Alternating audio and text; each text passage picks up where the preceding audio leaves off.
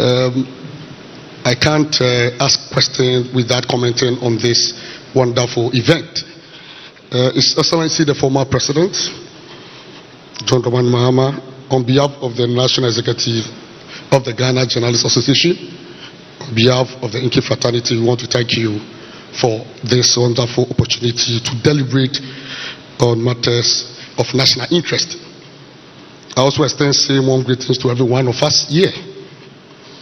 This media encounter with the flag bearer of the National Democratic Congress, His Excellency former President John Mahama, is crucial because it further deepens our democracy, and more importantly, it gives the media the opportunity to scrutinize the vision and programs of someone seeking to occupy the highest office in the land once again.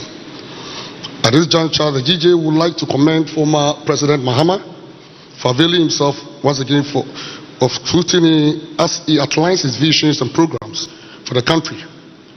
We hope that the former president continues on this path if he wins the election, so it will not be a 9-day wonder.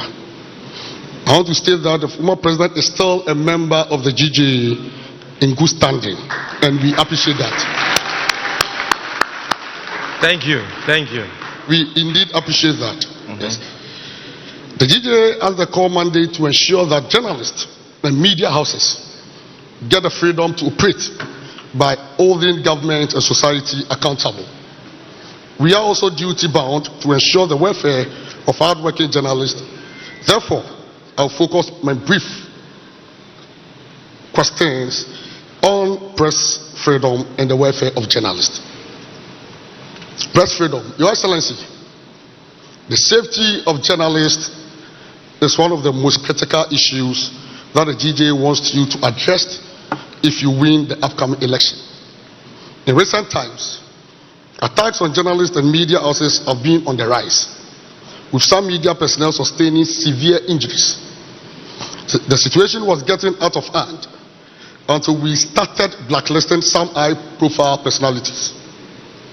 One unfortunate aspect of this situation is the lack of political actors condemning attacks on journalists. The GJA believes that if influential individuals, including presidential candidates like your humble self, condemn such attacks, the issue will diminish. These attacks contributed to our poor performance on the World Press Freedom Index.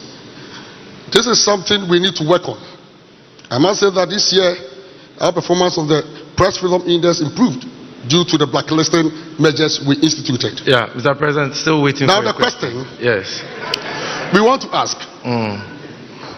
Mr. President, to enhance press freedom in this country, we are demanding amendment of certain provisions of the Electronic Communications Act and the Criminal Code, specifically Section 208 of the Criminal and Other Offences Act of 1960. This arbitrary application of the laws only instills fear in the media and the public. We want to ask, should Mr. Mahama ascend to the presidency, what steps will he take to amend these objectionable laws?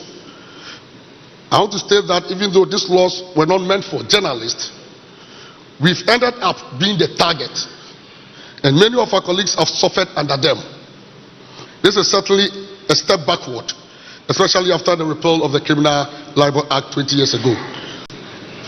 Now, Mr. President, or former President, it is widely known, Mr. Former President, that the salaries of journalists, particularly those in the state-owned media, are significantly low. It is sad to know that this issue of poor salaries for journalists has contributed to a low ranking on the Press Freedom Index. If the NDC flag bearer becomes president, what will his government do about the low salaries of journalists working in especially the Thank you media? very much, Mr. President, for these brilliant questions. Yes, I will take the next question.